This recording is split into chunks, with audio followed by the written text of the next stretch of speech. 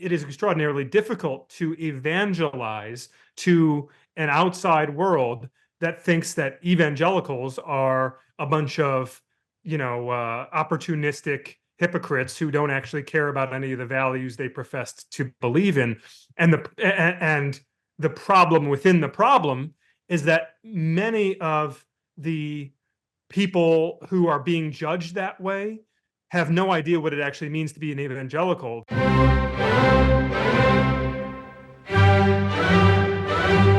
Welcome to Beg to Differ, the Bulwark's weekly roundtable discussion featuring civil conversation across the political spectrum. We range from center-left to center-right. I'm Mona Charen, syndicated columnist and policy editor at the Bulwark, and this is our debut YouTube episode of Beg to Differ, and you can see our faces as well as hear our voices. So if this is a success and if people like it, we'll continue with this. So let me introduce our regulars: Bill Galston of the Brookings Institution and the Wall Street Journal, Damon Linker, who writes the Substack newsletter Notes from the Middle Ground, and Linda Chavez of the Niskanen Center. Our special guest this week is Tim Alberta, who is a staff writer at The Atlantic, author of 2 books, the second of which we are going to discuss in our first segment. It is called The Kingdom, the Power, and the Glory. So welcome, one and all. Tim, thanks so much for joining us. Thank you, Mona, for having me. And I'm sorry I didn't get the memo about the YouTube premiere. Had I known, I would have worn my best suit and combed my hair and looked more presentable. Well, you look extremely presentable. So, well, all right, let's get right into your book. It couldn't be more timely because we are right on the cusp of the Iowa caucuses. Iowa is famous for having always been the stronghold of evangelical Christians in the Republican primary, anyway, in the Republican caucuses. And the role of Christian Republicans was always seen to be very, very crucial in that caucus. But you have so many interesting insights in this book. So let's start with the whole idea that that the relationship between evangelical Christians and Trump is transactional. That is, because he was going to give them policy wins that mattered to them, they were willing to put aside their qualms about other aspects of his character and other the ways in which he was corrupting our politics. But as you point out in this book, it is really not, it doesn't quite capture it to say it's transactional, because there is an element in these groups of worship of Trump, of kind of idolatry that has taken hold, where it's really not transactional. He can do pretty much anything without sacrifice and not worry about sacrificing their support. Am I getting that right? Yeah, I think so. I think what's critical to understand is that what began as a transactional relationship, nakedly transactional, understood by both sides to be transactional. It's not like anyone was hiding the ball here. It was quite apparent and understood what this relationship was. It has, in many ways, now morphed into something else, which sort of runs the spectrum from the sort of full-fledged Trump idolatry complex that as you may have seen the clip of a woman speaking to, I think, NBC News the other day at one of Trump's rallies, talking about how Jesus died for us, and when Trump talks about being our retribution and suffering for us, that the same sort of imagery comes to mind for her. So you've got that sort of messianic effect on the far extreme, and then I think even coming into more of the mainstream evangelical relationship with Trump, Mona, it's important to recognize that for a great many of the sort of white evangelical Christian conservatives in this country who have come to view their status as threatened, they have come to view their way of life as under attack, They believe that their very identity as Christians is in the crosshairs of the secular culture and a weaponized government that is going to come after them. And they have sort of talked themselves into this justification by which, the barbarians are at the gates and we need a barbarian to protect us, and that is Donald Trump. And so what began as this transactional relationship where most of these folks would say to you back in 2016, I don't like this man. I don't trust this man. I don't admire this man. He's certainly not a role model for our children. They would give you the full chapter and verse on why he is not representative of them and of their movement, and yet they felt the need to vote for him as a lesser of two evils.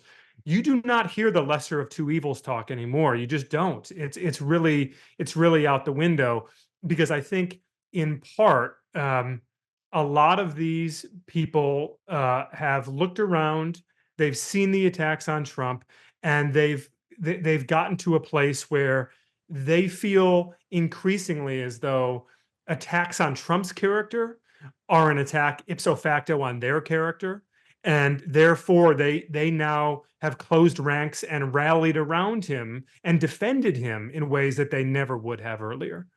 What also comes through very clearly in your book is that in many of these churches, and not clear exactly how many, but in many so-called evangelical churches, the actual substance of what goes on in church is really not religion, rightly understood.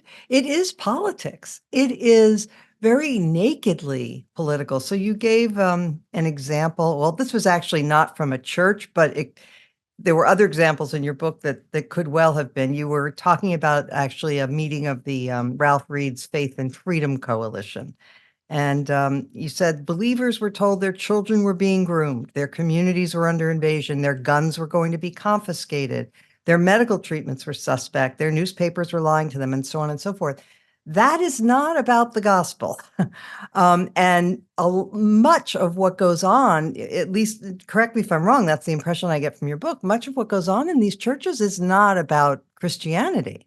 Yeah, I think what we're dealing with here is a competing religion, which is the religion of America, the religion more specifically of an idealized, traditional Judeo-Christian conservative America, in which the the values and the demography and the kind of cultural hierarchy was more recognizable. That is in many ways a sort of competing religion inside of the evangelical movement. When I say that it's competing, it's not necessarily the case that the cross has been displaced by a MAGA flag per se. Although you do have some sort of extreme circumstances and examples that I've seen where that is the case.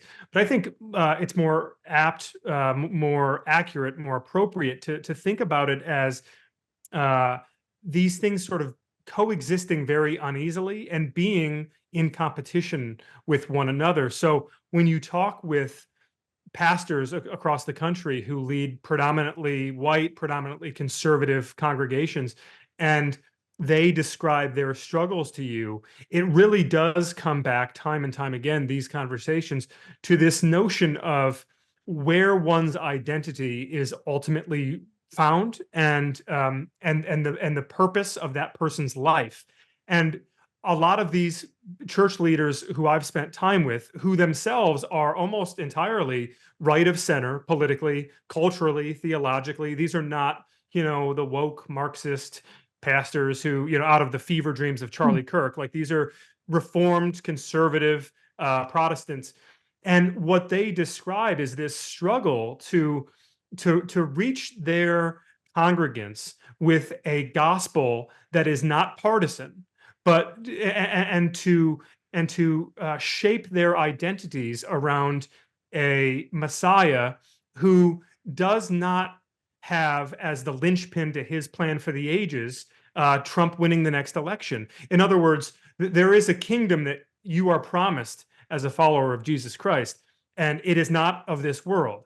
And there is power that you are promised as a follower of Jesus Christ, but it is not political power. And there is glory that you are promised as a follower of Jesus Christ, but it is not the glory found in this sort of tribal identitarian warfare that we're engaged in here and now in this country. And that is a struggle, though, for thousands and thousands of church leaders around the country to try to help their flocks process politics through the context of their faith rather than processing faith through the context of their politics. So this book, I think, could fairly be labeled a Jeremiad. It is it's very, very tough on evangelical Christianity, and you write from within the camp. You are hoping to reform the movement, as you say. And but Mike, I would love to hear your views on how much of a force this will continue to be going forward, because as you document, there are fewer and fewer Americans who are identifying as evangelical now, partly because the movement has, defamed itself through its raw politicization. And some of the cruelty and callousness and racism that has infected it. So what's your sense about the future of this movement as a both religiously and politically? Okay, so I would answer that in two ways, and it's a little bit of a good news, bad news. It's also sort of understanding the sequencing and the stages of this conflict. So I think the good news is, and I write about this a bit towards the end of the book, that there is a clear generational schism here, and you see it in churches and in church affiliated ministries all over the country. The younger generations are very clear-eyed about what has happened in their faith traditions, in their individual faith communities, with their parents, with their Sunday school teachers, the people that they grew up around. Even when you visit places like Liberty University, where you talk with the students there, and they remain themselves decidedly conservative, theologically, culturally, and politically. When you start to get into the texture and the nuance of what's gone on inside of the evangelical movement, most of them will make very clear that they want nothing to do with Trumpism. They want nothing to do with this sort of national idolatry. They want nothing to do with the sort of tribal conflict and really the tribal conquest that has come to consume so much of evangelicalism. But these younger generations are still far removed from the levers of institutional power. And so I think in the long term, I'm actually quite optimistic about the health of the capital C church, because it seems to me that there's been a wake-up call here in recent years, and that those people who have really come of political awareness over the last decade, they can see this for what it is. Whereas their parents, the moral majority era, and I include my own parents in that, and many of the people I grew up around, family and friends, I think that they were so close to it, and I think that they were so deeply invested in it, that they just have never been able to get the distance to really understand the damage that's been done and to see this for what it is. And because of that, I think that we are in for a period here at least over sort of the short to intermediate term of continued conflict, of real bitter division inside the church. And much of it comes back to this question of if one accepts the premise that the United States is a divinely blessed nation, and that we have a responsibility, a sacred responsibility, to fight to preserve its Judeo-Christian heritage, and if one is to accept that we're seeing that heritage slip away, can you lay down your defenses and pick up the cross and do what the apostles and the disciples and what Christ himself prescribed to us in the New Testament, which is to essentially, as my friend John Dixon at Wheaton College says, to lose well, to carry on our witness to the culture around us, even at a time of marginalization and ostracization and even persecution. Are Christians able and willing to do that in a culture that is turning hostile towards them? Or do they continue to turn to the sword? That is the great sort of biblical crisis, Mona, that has always presented itself to Christians, at least since the age of Constantine. In an age of social and political unrest and vulnerability, do you turn to the sword, turning to the forces of government and the state and political and social power, or do you turn to the cross to try to preserve your witness that way? That is, I think, fundamentally, it's a bit reductive perhaps, but that is at its core the choice that has to be made inside a lot of these churches. And the tension there, the division over that basic question is so intense and so raw right now that I think we're going to be dealing with it for some period of time here. Linda, let's hear from you. Well, I have a question. First of all, I really appreciate Tim and his endeavor here, because I think it's very different to get a view like his when it comes from someone who is within that tradition. I mean, there have been a lot of books written about the Christian right and, the good and ill, but not many of them have been written by somebody who was so much apart. So I think that's great. I have a question, though, Tim. Obviously, most of what you write about is about the kind of white evangelical community. Clearly, there's a huge evangelical community in the Black community. It is very different, and it's not at all infected with this kind of Trumpism. But my question is, Hispanics in the United States, particularly more recent immigrants, are increasingly Protestant and evangelical. And I'm wondering if you saw some of that Trump fervor in Hispanic churches, or in churches where there were a lot of Hispanic members, maybe not, entirely Hispanic, but I just wonder if there is any difference at all. We have seen, of course, in South Texas, districts that went for Trump last time that were overwhelmingly Hispanic. And I just wonder if how that community is responding. Yeah, it's a great question. What you've seen particularly in the past 5 to 10 years is an explosion of Hispanic charismatic churches. So obviously within the Protestant tradition, but a sort of subculture of a subculture, if you will. And I have spent some time around those churches, and it's interesting. Much of the core dynamics that you see unfolding in the white evangelical movement, sort of merging faith identity with kind of social cultural identity with political identity. You do see that in the Hispanic charismatic movement. To I think to a lesser extent, you will see that in elements of the Hispanic Catholic Church as well, but it is several degrees removed for a whole host of reasons that probably is a separate podcast. I think what's interesting, though, that one thing that I have observed, and I've also observed it with I've done a little bit of reporting around Asian evangelical communities, also some reporting around conservative, reformed Black members of evangelical churches, specifically in the Southern Baptist Convention.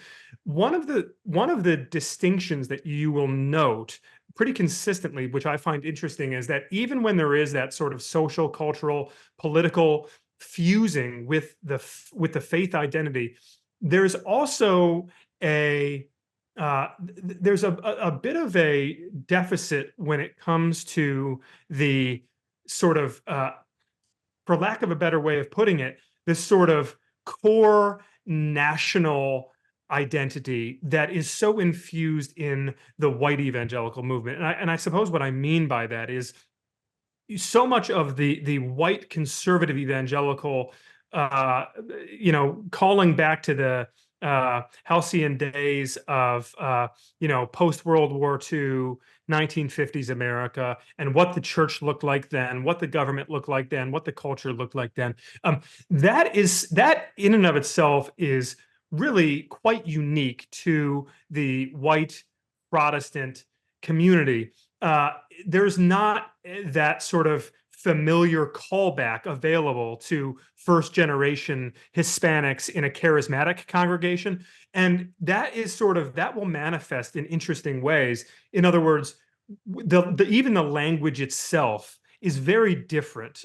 So the language around gender identity and the language around abortion might be almost the exact same, but you won't have really any of the language around prayer being pulled out of public schools, or the government weaponizing the IRS to come after our churches, which is a wink and a nod back to Bob Jones University and some of the. So it's a really interesting.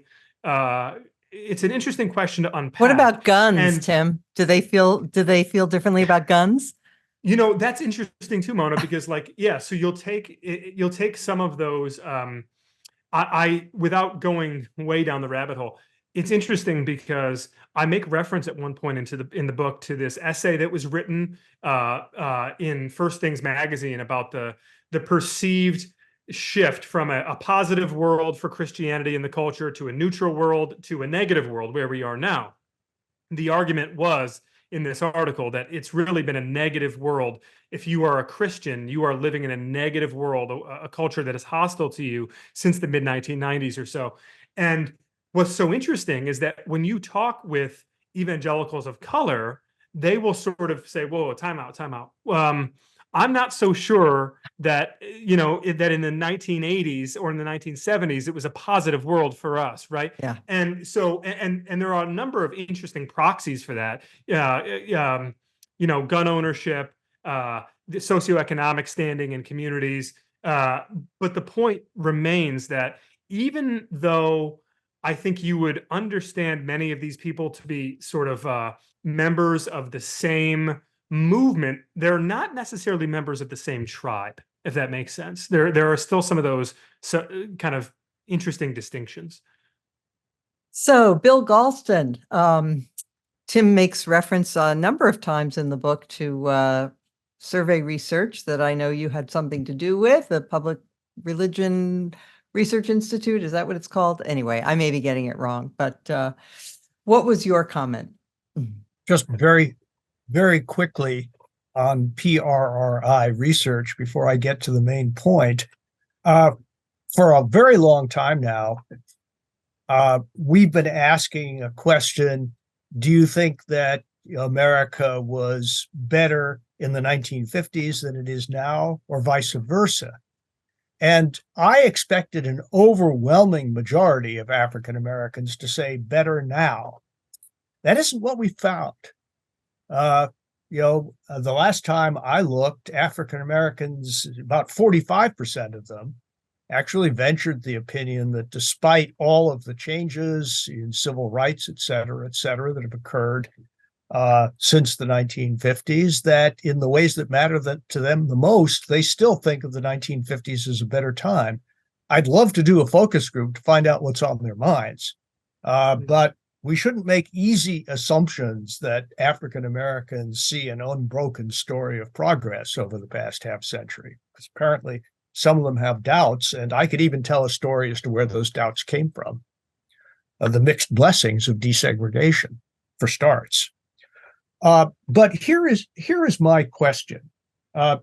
Just by chance, the New York Times ran a long and, for the New York Times, very subtle piece today, at least in the print edition, on exactly the subject of our conversation.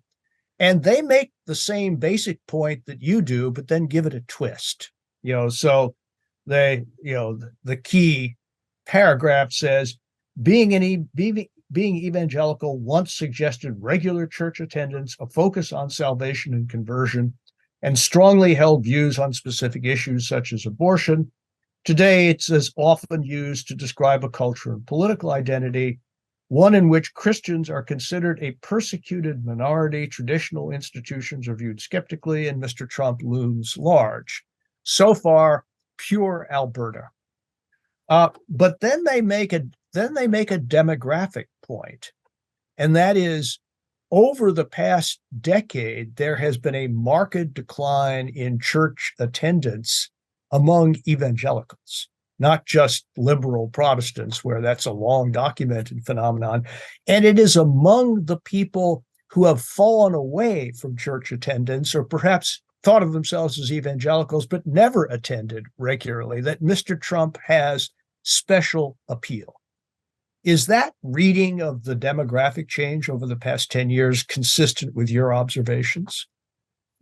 Yes, it mostly is. In fact, we saw I can think of two different instances of some social science work during Trump's 4 years in office that showed something rather astonishing, which was that even as church attendance and church membership among white evangelicals was on the decline, the number of white Trump supporters who self-identified as evangelical was increasing, which I think is obviously directly in support of both my hypothesis and that nut graph from the Times piece you were just reading, which is that this is now a matter of social and political identification, much more than it is a matter of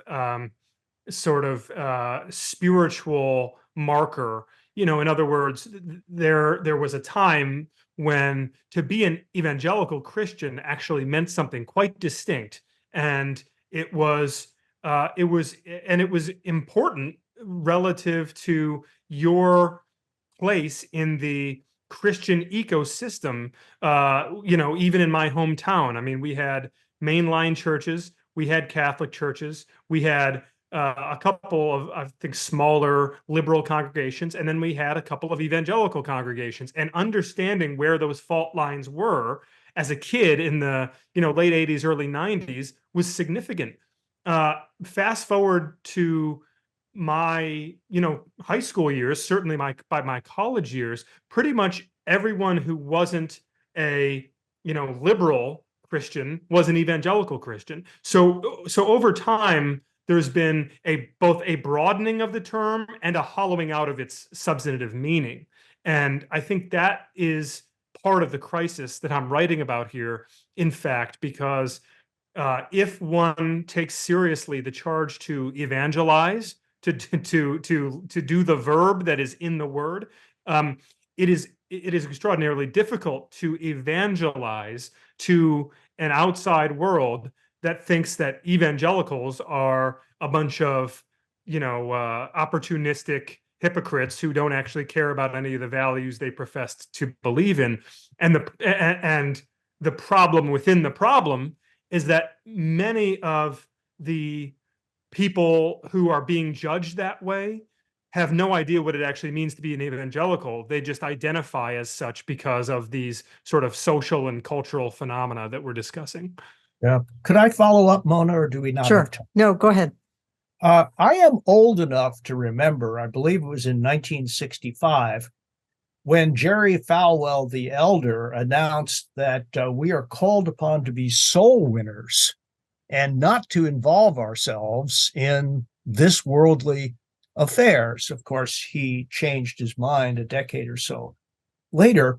So my question to you is, is what you're describing variously as the politicization or hollowing out, of evangelical Protestantism, was that the inevitable result of a return of evangelical Protestants to the public world after withdrawing from it for half a century after the Scopes trial? Well, it's a great question. I think I would answer by splitting the baby a little bit. I wouldn't say that it was the inevitable result of just returning to the public square. I think it was the inevitable result of feeling duty bound to dominate the public square. In other words, I am not prescribing in the book a return to separatist Christian practices in which if you are a citizen of heaven, you cannot be a citizen of the United States, and you have to make a clean break, and you are not to be contaminating your witness whatsoever by engaging with our political system. I don't think that's right, and I don't think it's realistic. However, I do think that when a Christian starts to become consumed with any other earthly identity, specifically a political identity, that is it's dangerous, and it's destructive to the witness, to the credibility of the witness, and it creates this sort of snowballing dynamic by which the church bleeds its credibility. The individual witness becomes less respected and less relevant, and more people decide that if Christianity is really just a means to an end, then they can get to that end without giving up a Sunday morning, as Russell Moore likes to say. And so, if you look back at Falwell Sr.'s evolution, as I do in chapter 3 of my book, it is in many ways, it is the case that we are now reaping what was sown 50 years ago. And the question is, if we are to have a dramatic course correction here and restore the reputation of the church, and as a bonus, I think, restore some stability and sanity to our pluralistic society and to our democratic system, which is in part teetering right now because of the extremism bred inside of the evangelical church. I think in order to make that course correction, there has to be a hard conversation had inside of my community around the difference between what healthy civic engagement looks like.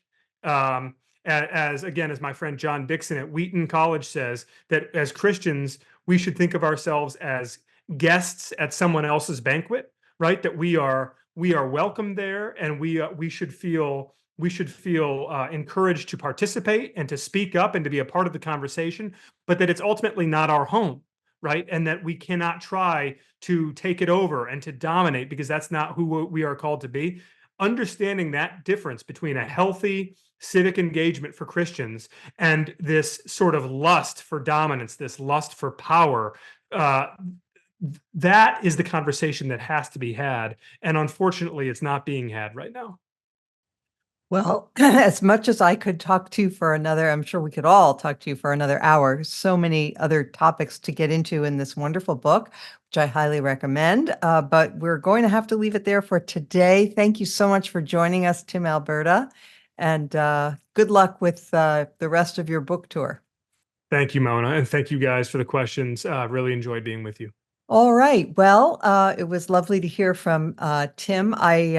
I really do highly recommend this book. It's like all of Tim's work. It's in addition to being very substantive, it is very well written. He attended a couple of those Reawaken America tours that the former General Michael Flynn and former Trumpist lunatic Michael Flynn is conducting around the country. And he gives a description of what goes on at these places. He says it's a scam artist Super Bowl. You can you can buy all kinds of miracle cures that are being hawked, and there's QAnon merchandise, and it's just, oh my God, it's just, anyway. All right. So let's go on to politics. Let's go on to, it's just a few days now until Iowa. We had Chris Christie drop out last night.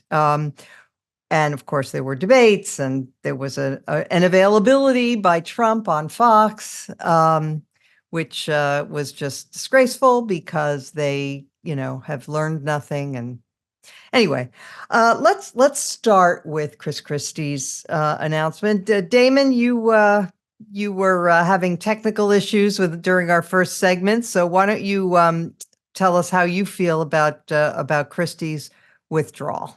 Well, thanks, Mona. I have to say, I may be in the minority here, so it's actually good to start with me because it'll set up lots of begging to differ. Yeah. I'm not a fan of Christie. I know most people on the podcast probably, haven't been until quite recently, but I know a lot of people in our circles came to really appreciate the role that he was playing in the campaign as the kind of the one person in the field willing to really take down Trump and attack him and talk about, let's admit, the truth of the situation, the truth of how awful he is. The problem, in my view, is that this is not a message that really can be effective for the simple reason that we all lived through Trump.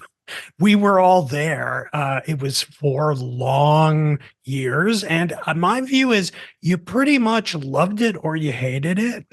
And so what you ended up with is that he would come out and Christie alone would, talk about Trump and his pathologies and his law-breaking behavior and the cases against him and how he shouldn't be president again. And people like, at the Bulwark and the people again on this podcast are nodding and saying, yes, this is great. And who else is saying that is Democrats are saying it. But of course, all of those people thought that stuff already. The question is, did it make any headway among Republicans who either love Trump, like Trump, are willing to hold their noses and vote for Trump? And I don't see any evidence that it did. And so, was there any harm in the Christie campaign? No. I also don't think it really did any good because, again, I think people's views on Trump are pretty settled at this point. The one place in which it really could have done harm is what we're about to begin next week, which is actual voting. So the one place where I will actually give Christie considerable credit is that he dropped out. So that's sort of my one cheer for Christie, like, good.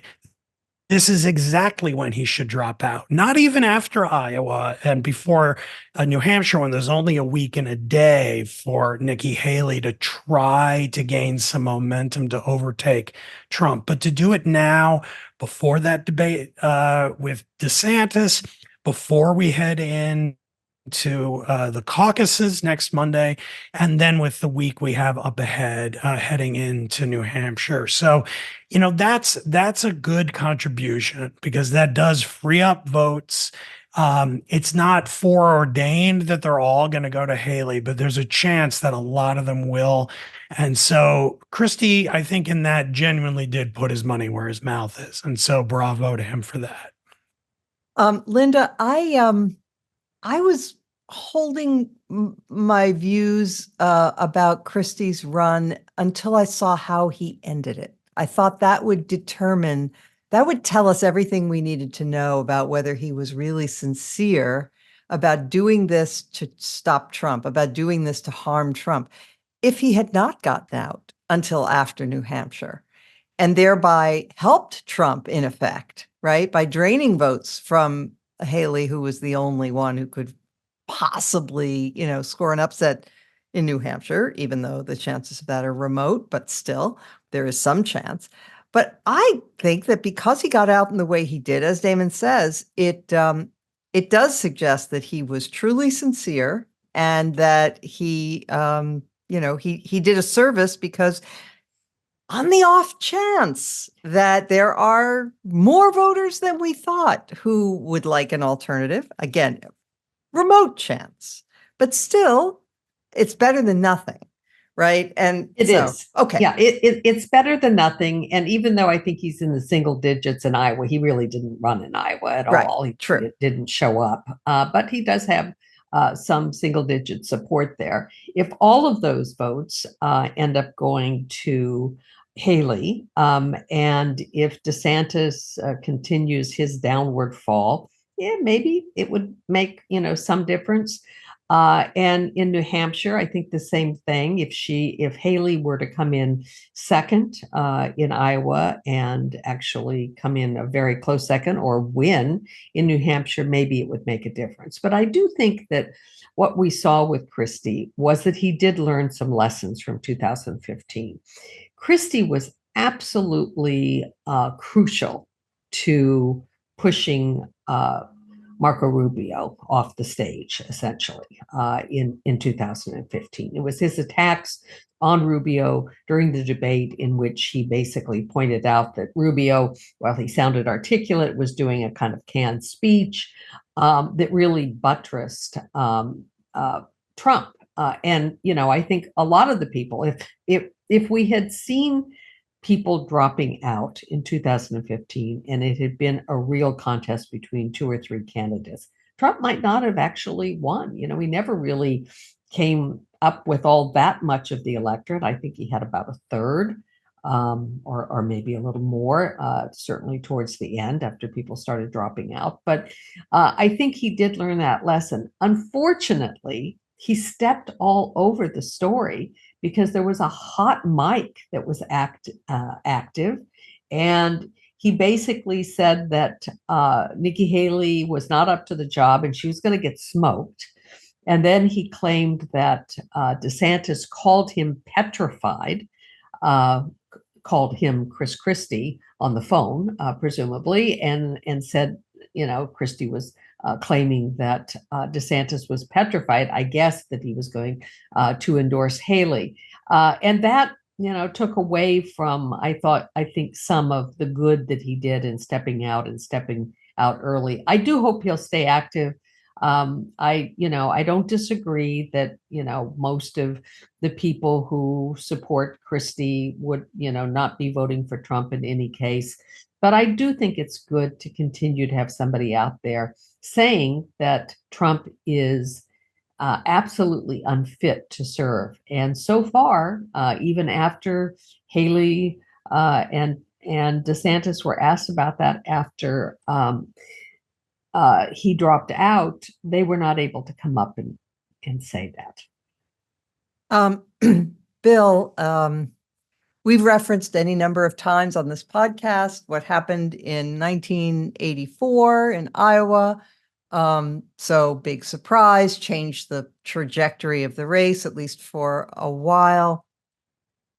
But even though I do think there's an outside chance that Haley could score an upset in New Hampshire, I'm more skeptical that she could translate that into a victory in South Carolina, where Trump is currently ahead of her by something like 30 points. And that's a state that knows both of them well. And it's just, it would require that a huge number of Republican voters switch their mood from, wanting a fighter, wanting a pugilist, to being much more sort of pragmatic and saying, well, we need to find somebody who can win. And I don't sense that that's the mood of the Republican electorate at the moment. What do you think? Well, asking me to assess the mood of the Republican electorate is a fool's errand. At this point, I can't even assess the mood of the electorate in my own party. Having said that, first of all, a word about Chris Christie, or 2 words, actually. Number one, I turned on my radio as I was driving home last night, just as Christie's withdrawal speech began. I listened to the whole thing on the way home. And if that was not the voice of a passionately sincere man, then he ought to get an Oscar. The speech really spoke for itself. He was speaking, as far as I could tell, without a text, without notes. And it was from the heart, and I respected him for that. Second, if I ever had the opportunity to put just one question to him in a public square, it would be Lyndon Johnson's one-word question. Therefore, that is to say, by the logic of his own argument, if Donald Trump is the nominee, he ought to be urging people to vote for Joe Biden. Is he prepared to do that? I don't know. Well, don't you think, based on the content and tenor of that speech last night, that that's what he's gearing up to do? I mean, it really struck me, especially his saying again that anybody who stood on that stage and raised their hand when they were asked whether they would vote for a convicted felon or support Trump, even if he were a convicted felon, anyone who says that Trump is not ineligible, not fit to be president, is not fit themselves to be president. So it sounds to me like he is really leaning hard, and I wouldn't be a bit surprised to see him at the Democratic convention. Well, we'll see. Okay, now to your main question. I think you're given the strength of Trump's support post New Hampshire nationally, particularly in Super Tuesday states. I think your skepticism is warranted. I'd introduce just two caveats. First of all, although it was a very difficult situation, as I mentioned, I was Walter Mondale's policy director in 1984. So I lived through this on an hourly basis. The transformative effect of Gary Hart's surprise victory in New Hampshire on the Democratic electorate cannot be overstated. And so I think we have to remain open to the possibility that Trump's apparent numerical support in all these national polls is somewhat softer than it appears. So that's not the case. The race is over, despite what happens in Iowa and New Hampshire. Secondly, Haley has what Hart did not have after New Hampshire, and that is money. And so she can wage a credible Super Tuesday race. And Hart came very close with no money at all. If the internet had existed that enabled him to translate a New Hampshire victory into hard cash within hours, he would have been the nominee of the party. Hey, I'm Bill, sure. Did Super Tuesday exist in 1984? Yes, it did. It did? Okay. It did. And I can tell you a long, detailed state-by-state story. The fact of the matter is that Hart won on Super Tuesday for all practical purposes, but the Mondale spin room convinced the press that Mondale had actually fought him to a draw. DeLippe spent most of the week lowering the bar and persuaded the then gatekeepers that he had cleared that lowered bar, which gave him... unbelievable how much of our political lives are determined by pure hogwash and spin. I mean, let me ask the panel a question. Does anybody remember who won the Iowa caucuses for the Democrats in 2020? It was Pete Buttigieg. Yeah. But they didn't announce it until a week later because they screwed up the counting so badly. They were going to use this new system with iPads and whatnot, remember? And it all got screwed up. And that was the coup de grace for Iowa, by the way, inside the Democratic Party. For Democrats, yes. And by the way, there's something else we should mention just for the fun of it. Republicans have always done Iowa caucuses slightly differently from Democrats in that it's a secret ballot for Republicans. Democrats get up in a room and they have to say who they're for, and then they go into little groups. Not Republicans. They do it on a piece of paper. So that is, I think, an advantage to non-Trump candidates, considering the Trump people's tendency to intimidate and so forth. So I don't know. That's interesting. Damon, I want to ask you about this so-called hot mic moment. I mean, just to introduce a tiny bit of cynicism here. I mean, somebody who's been in politics for 40 years or however long, not that long, but Christie, 20, at least quarter century. Do you think anybody who's that experienced really has a hot mic moment without knowing? I don't know. I'm just asking for the fun of it.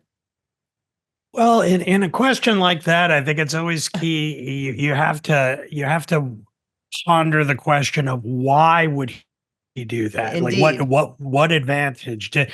Is it in his advantage in some way to kind of create this kind of second order story to step on his own withdrawal and kind of muddy the waters. I can't think of one. I mean, Okay. except, unless it's to somehow prove that like neither of these other people were really any better than he was in the first place. And so it's somehow unjust that he was the one to have to drop out first. I mean, I'm not sure. I mean, that would explain it in pure kind of calculation terms, but I'm not sure that that meshes with any larger meaning to it. So I suppose, I don't really have a good explanation for it. And honestly, even what he said, I mean, the fact that DeSantis was worried, assuming the context is in fact that he was worried that Christie was going to endorse Haley instead of DeSantis. Of course, he was worried about that. I mean, that really shouldn't be something that he'd be ashamed of. I mean, totally fair. And he's also he's in no leveraged position to say, Christie, you better not do that. And like, he has nothing to hold over his head. So yeah. And then the Haley part of it. Yeah. All right. So Christie doesn't think Haley has what it takes to beat Trump. Well, that's definitely where the smart money would go, just based on the probabilities at the moment. Yeah. I'm not, right. I mean, as someone like you and everyone here who kind of lives for analyzing politics at the micro level, that was a good, juicy bit of extra news the other night, but I'm not sure it has that much meaning beyond that. Yeah. So, Linda, I think we should clarify, just for the sake of history, that, I would like to clarify for myself. I believe everything that people say about Haley being the most calculating politician, that she will ambitious. She will turn on a dime. You cannot trust her. I think all that is true, and I would not be surprised if she were to turn around and endorse Trump assuming he defeats her for the nomination. And I wouldn't even be surprised if she accepted the number 2 slot and ran with him, honestly, because I think she's out for Haley. And frankly, to be the vice president to a president who's heading into his 80s, not a bad bet.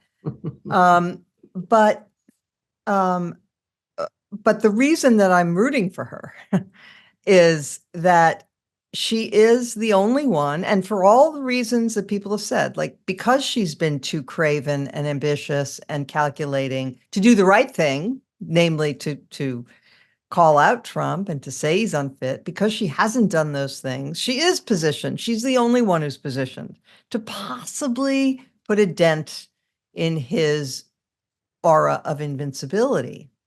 And that's important, right? And so I wish her well. I would love to see her pull an upset in New Hampshire. What do you think? Oh, absolutely. I mean, I would love to see her win, and come in second in Iowa. I mean, I think that would be good. I think it would. And by the way, we all say, well, she's so far behind 30 points or whatever in South Carolina.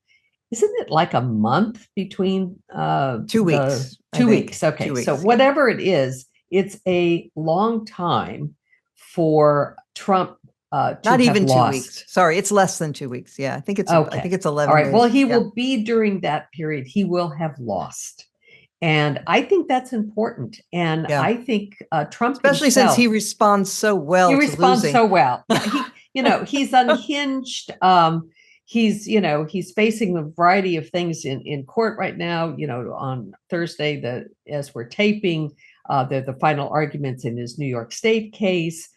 We may get out of the appeals court for the District of Columbia a ruling on his immunity claims. Immunity claims, by the way, in which his defense counsel basically said that President Trump he ordered SEAL Team 6 to go out and assassinate his opponent.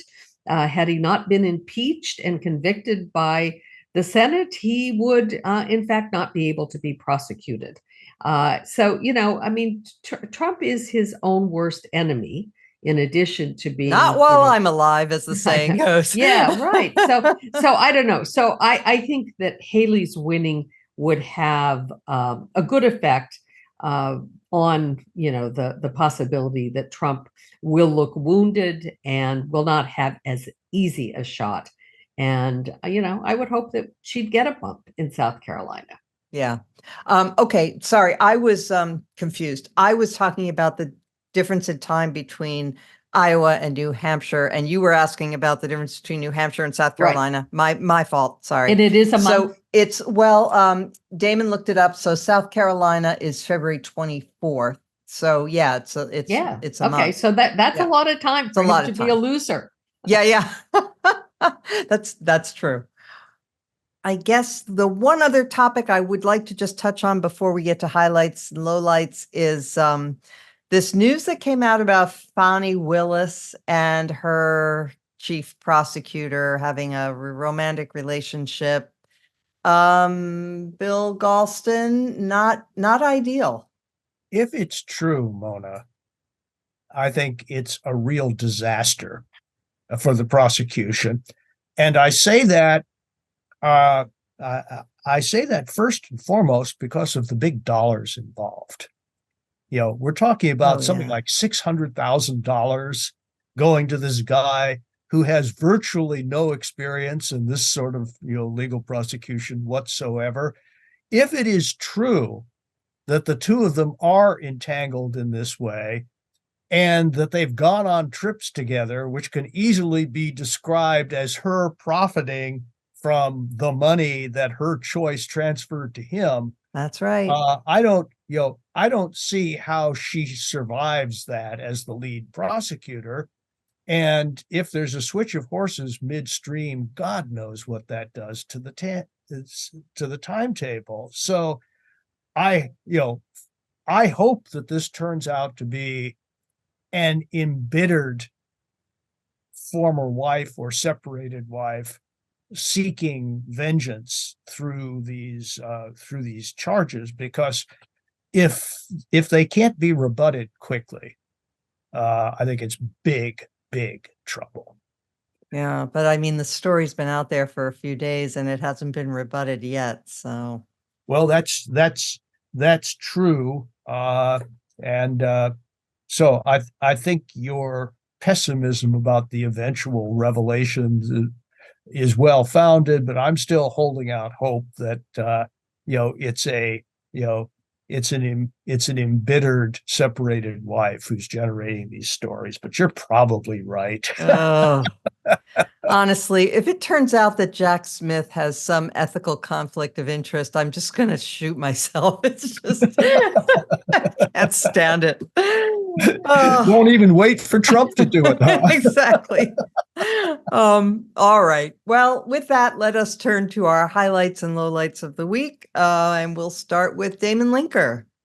Well, this is kind of a subgenre of opinion column in the Trump era.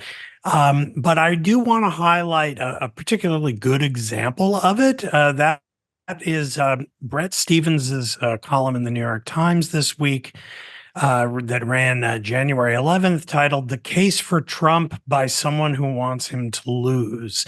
David Brooks has done several columns like this over the years. I think Stephens has done one or two of them too. I've written things along these lines for my Substack and elsewhere as well. But this might be the best one. And I think that's judged by the standard of me judging that as I read this very compelling piece that really, I think, deserves plaudits for, Stephens is very anti-Trump, and yet he really succeeds, I think, in putting himself empathetically into the minds of people who really love Trump and at least are educated enough to give an articulate account of why. And it's so powerful that at the end, I was sort of despairing of oh my goodness, he's going to win, isn't he? This second time, because it is so... Not so much because the case is anything that I've never thought before. I mean, but that when I thought to myself, Stephens makes the case that because the case that he builds for why Trump appeals to people is sort of a rebuttal to Biden for really emphasizing so far in his campaign that this is all about defending democracy against this threat of Trump. It raises the question of, well, what should Biden be saying instead? And how Biden would craft a cogent response to the case that Stevens empathetically builds, I frankly don't have a great answer to it, but I do think that it probably behooves all of us who care so deeply about the outcome of this election and think professionally about how to combat this phenomenon of the Trump appeal to people, that we read this piece and really think hard about what could Biden or any Democrat say to counter this, because it's a real thing. And here we are, 10, 11 months out. And, just this week, we had a poll out from Michigan showing Trump ahead by 9 points or something, way outside the margin of error in one of the 3 key states from 2016. So again, it's Bret Stevens's piece, bracing reading, sobering reading, but definitely worthwhile reading. Okay, thank you. I haven't seen it yet, and I try to read everything that Bret writes, but I'll have to do this one with a stiff drink. Okay, Linda Chavez. Well, I was going to recommend a different piece by Bret Stevens, Oh. having to do with Lloyd Austin, but I'm not going to do that. I'm going to, Okay. Because it'll carry on this conversation that we've been having about whether or not Trump does, in fact, represent a real threat to democracy. And I'm going to start by a Lowlight, which is an article that was written and published in Real Clear Politics. I hadn't actually seen the article until I saw a rebuttal of it. The article was by Peter Berkowitz, and it was called "The Flight 93 Election Anti-Trumpers Imperil the Rule of Law." Peter Berkowitz did serve in the Trump administration, I believe at the State Department. I think he's a fellow at Hoover now, a respectable conservative and not one I would have expected to write this column. But there was a terrific rebuttal in our very own Bulwark by Ron Radosh, who's been on this program, and also Gabe Schoenfeld. And it really is, it's interesting to read these two side by side, because I think this election is going to be very much fought on the question of whether or not, for people like me who don't really buy into the whole Biden agenda, may disagree with him fundamentally on certain issues, but see Trump as such a danger that I could see myself once again voting for Biden. And it is going to depend on how great a threat you think he is to democracy. And I think the Berkowitz article is a low light, because I think he fundamentally he totally ignored January 6th and what that represented, and the way in which Trump actually tried to commandeer a false outcome through the electoral votes and the phony electors, etc. And I do think that it's going to be this is going to be the fundamental issue. And I was very skeptical that the democracy issue would work in 2022 for the Democrats, but it did seem to play. And I think it is absolutely vital that it play this time. So I'm going to recommend those two articles in the Bulwark and in Real Clear Politics, Berkowitz and the response. And by the way, Berkowitz isn't the only one making this case. Rich Lowry has made the case as well. So, and it sounds like Bret Stevens' piece may be a little along those lines. I haven't read it yet. So, thank you, Bill Galston. Well, before I get to my highlight, which is also in a way a low light, I just want to piggyback for a second on Linda's contribution to this end segment. Because I was assigned to do so by Brookings for a piece that I believe is now up, I spent an hour watching the entire Trump town hall last night. You poor thing. It was a chilling experience because he put on a passable imitation of being a human being. Yeah. Right? I mean, he was loose, humorous, and and almost in his own way, charming. And he took the opportunity to damp down all of the gravest charges that he has brought upon himself. So, for example, when he was challenged by one of the moderators on the retribution issue, he basically poo-pooed it and said, retribution, I'll be so busy, I won't have time for retribution. And besides, success is the best retribution. That's almost a direct quote. And, and he basically laughed off the dictator for a day remark. Yeah. And so you could come away from that presentation of self easily believing that people who say he's a threat to democracy are hysterical, right? And I found his ability to put on that kind of show absolutely chilling, right? Because if he puts it on consistently, I think he's going to win.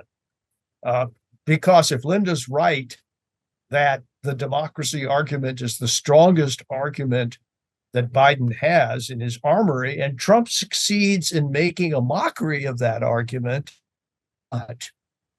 Okay, here's my highlight/lowlight. The senior foreign affairs correspondent for the Wall Street Journal, Yaroslav Trofimov, who was born in Kyiv, published a piece today basically accusing the Biden administration of turning a potential Ukrainian victory into a stalemate by refusing to deliver arms to Ukraine of the kind that they said that they needed during the period in which the Ukrainian army was on the march against the Russians in late 2022.